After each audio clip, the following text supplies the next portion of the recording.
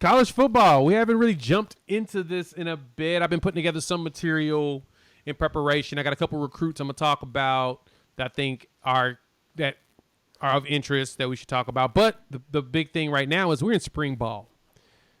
Here in Oklahoma, college football is king. It's life. It's what we bleed, breathe, and talk about nonstop. And as our YouTube channel has kind of has transitioned towards a sooner type of content place, it's time to start really talking about what the hell's going on there. Now, I've been keeping tabs with all the reporters and journalists that's been reporting, showing videos on what's going on at practices, as well as the recruits that have been coming in. They've had a couple of junior days. The last one 2 weeks ago had over 40 prospects in town. And it was funny. One of the things I noticed that a lot of people talked about was the coaches being real. And I don't see this everywhere these players go, but it seemed to be the biggest thing here in Oklahoma. Is like they were just cool, down to earth. The culture.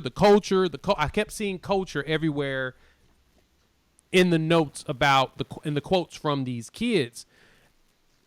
And that to me kind of feels like a testament of what Venables is doing now. And so as we saw the first 2 weeks of these spring practices, Jimmy got spring ball coming in 3 weeks. The Baker Mayfield statue will be unveiled in Heisman Row with the rest of the Heisman Trophy winners. What is it about in the practices and the research you've done that you've seen about this Oklahoma team comparative to like the ones that we used to have?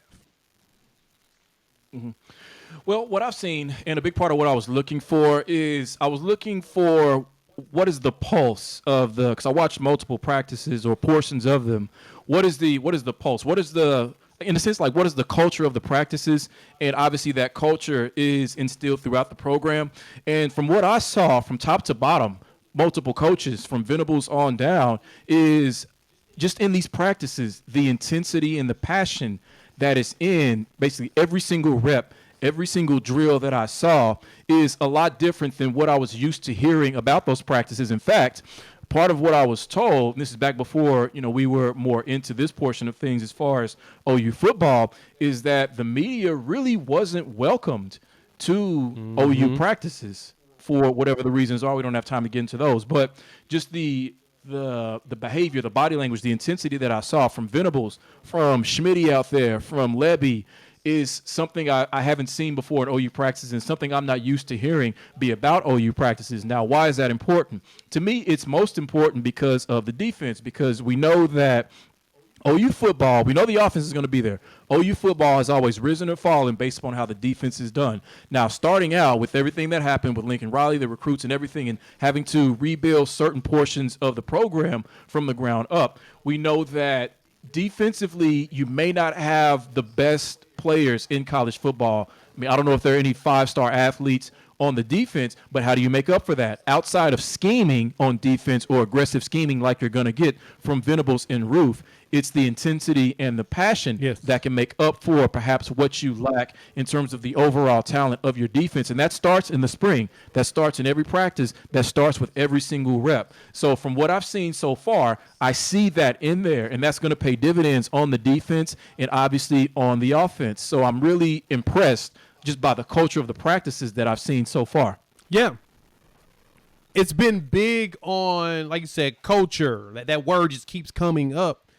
And you can see that intensity in every video, in every interview. The kids have been talking about the difference between, the way the old regime was and this one. You can tell they really like this new regime, especially the ones that are coming back, the veterans. They like this regime. So, for example, Justin Harrington, Harrington. He was in the transfer portal, came back. He decided to come back. 6'3", 240, secondary player from North Carolina. He's out there.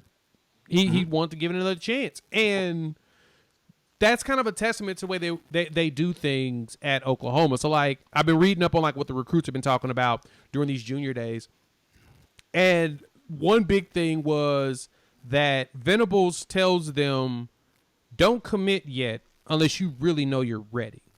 Because I expect a commitment to be a commitment. He's like, go see other schools. Go visit them. Go see what they do. Go see if there's something works for you. That type of confidence to tell a recruit, go look at Florida and Alabama, and then decide from there. Kind of tells you that he's like, hey, they may have some great stuff, but I think you like it here a whole lot better. And they really care about the players was like one of the top things. And so looking at some of the notes from like practices, DJ Graham, Mr. INT, with the scoop, was talking about just the complexities of Venables' defenses and how they're different than what they did in years past, but at the same time, they felt more comfortable even in that complexity. They felt comfortable being uncomfortable. Smitty, the way that he's working them over and getting in shape, they feel like they're in better shape than they've ever been before. They're not playing themselves into shape. And like I said, that's a true testament that they are really taking this thing seriously on this side. Like, this is one of my favorite statements. Billy Bowman. Billy Bowman came in Oklahoma. He, played 11 games last season, and he came in kind of as a safety. He plays secondary, but he was a special teams specialist in college. Well, the way Lincoln Riley did things back then, he leveraged analytics and did not see a high enough risk reward to actually do returns unless you had to. And so they would always do the fair catch or let it go into the end zone, so they never actually made an attempt. And Bowman talks about how he was a specialist in returns in high school, and the excitement around now they're going to get a chance to do it because Venables believes in it. They're cool with it. They have a special teams. They didn't have a special teams coach, really, coordinator back on the Riley staff, and they've got one now, and the focus, they're going to allow them to be special in special teams. And that, to me, that's another testament of just how the shift in culture is and how we're going to start seeing some more special things out of this regime. So I'm pretty amped about it. I'm pretty amped to see what we got going. With this weekend dump, like, for the most part, you just saw a lot of recruits coming into town.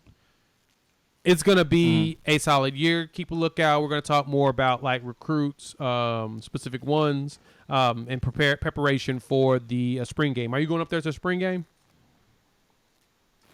I don't know. I'm not sure. I'm thinking about it, but it's usually televised, right? I think so. I'm going to try to. That's actually prom weekend, and so with me having a senior, that's going to make life a lot tougher for me. But have to pull up. I do kind of want to see Baker's Heisman statue get put up because I think it's going to be quite intriguing to see it go up. So with that.